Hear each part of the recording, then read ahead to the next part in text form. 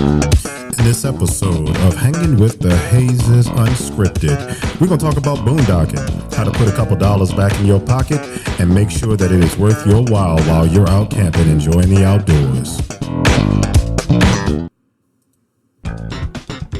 When he speaks from the heart and tells it like it is, we call that unscripted. Welcome to Unscripted from Hanging with the Hazes. What's happening, y'all? All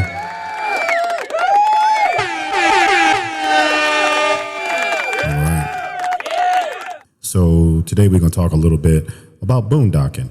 We're going to talk about what it is, how it benefits you, how it puts money back in your pocket, and last but not least, how to do it right. With that being said, let's rock out and wild out just for a quick second, and we're going to bring that thing up and make it do what it do.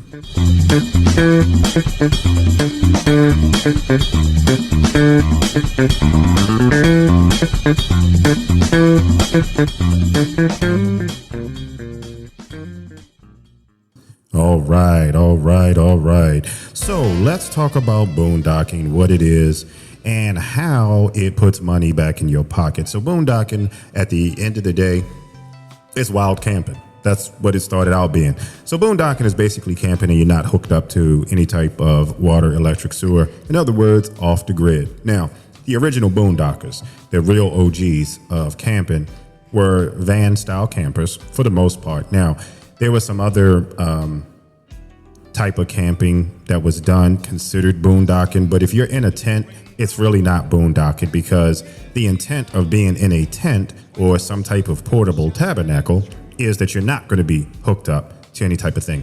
Boondocking, specifically in this realm, we are talking about a vehicle, usually, that is out in public land, private land, wherever, and you're not connected to anything. You're self-contained is ultimately what I'm trying to say.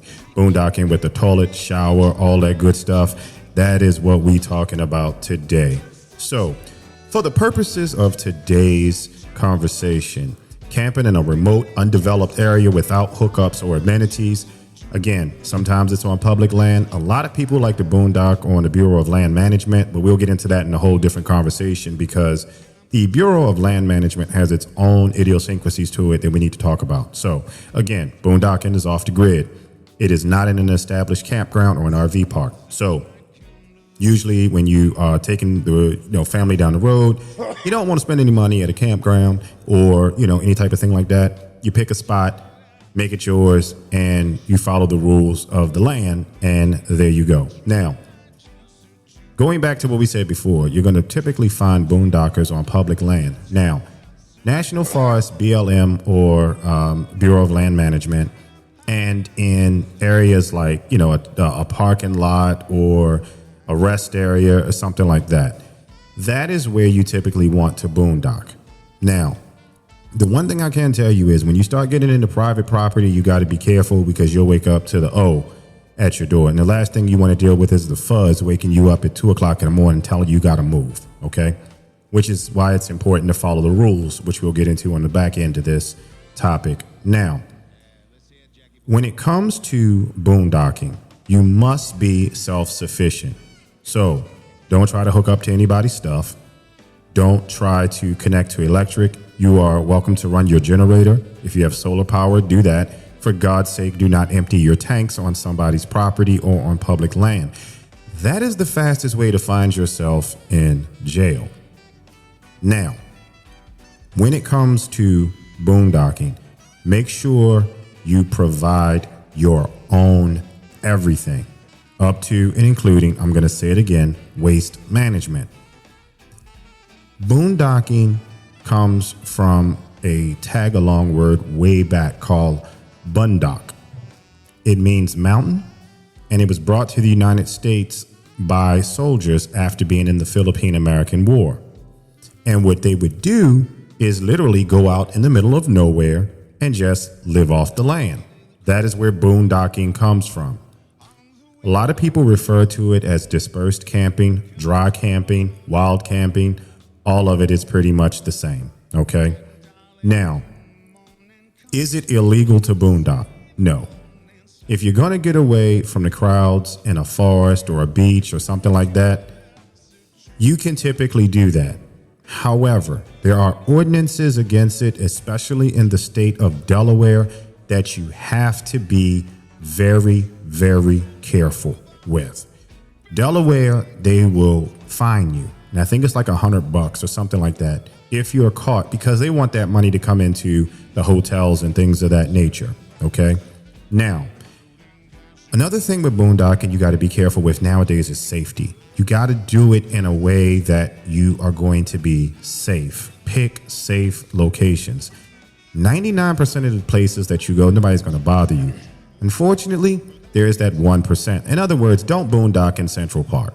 Don't boondock in downtown Baltimore, the middle of Atlanta, Houston, LA, Las Vegas, places like that where you know vagrancy is going to be at its premium. Okay? You want to stay away from those type of places. There are some designated dispersed camping areas throughout the U.S., but those are few, far in between and hard to come by, especially in the Northeast United States. You really find that out Midwest in places like that. Those places are clearly marked. They do allow you to spend the night. They do have a time frame that you can do it. But for the most part, you're able to go there, camp, be comfy, not have any issues. And again, for God's sake, confirm how long you can stay before you set up base camp, or you'll be asked to leave. It's very simple.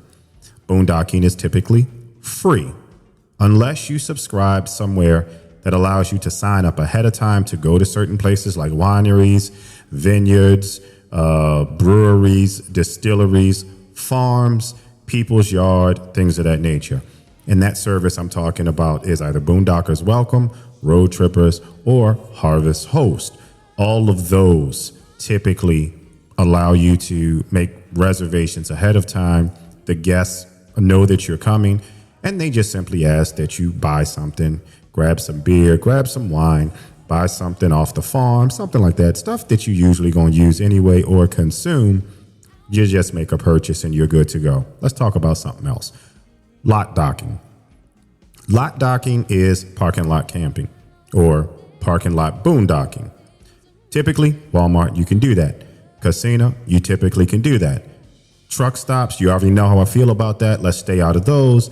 Rest areas, you can do that. Okay, now they aren't public lands.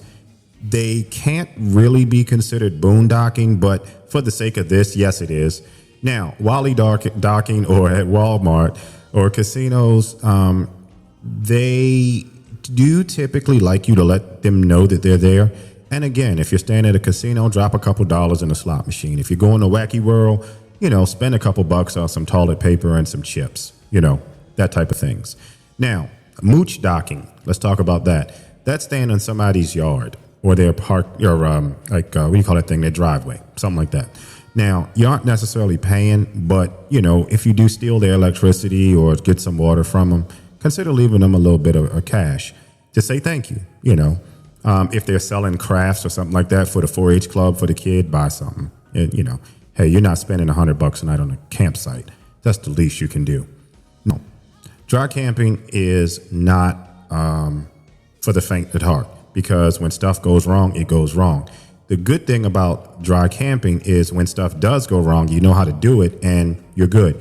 It is best that you scout ahead of time if you can. That's always the better option. However, if you're on the road and just need to find a spot, just know what your limits are, know what to look for. Now, I'm not going to tell you to carry any type of weaponry in your unit because, again, that's the fastest way for somebody to go to jail. What I am going to tell you is use common sense. That is the best weapon you can use. Watch your dogs, watch your pets. For God's sake, watch your animals. Parvo is on the rise. Make sure you have your animals vaccinated, up to date on all of that good stuff, and you'll be good to go as far as they are concerned. My dog loves boondocking. When I say love it, she knows when she hears the purr of that diesel generator and that one slide goes out, she knows it's party time for her.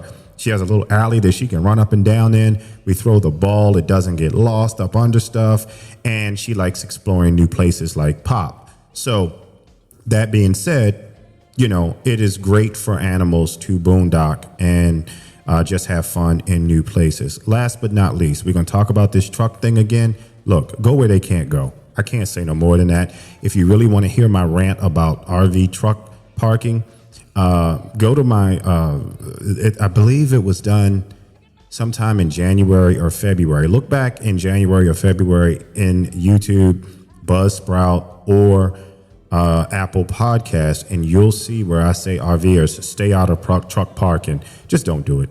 They have a hard enough time finding spaces. Why would you take it? You're recreational. They're doing this for a living.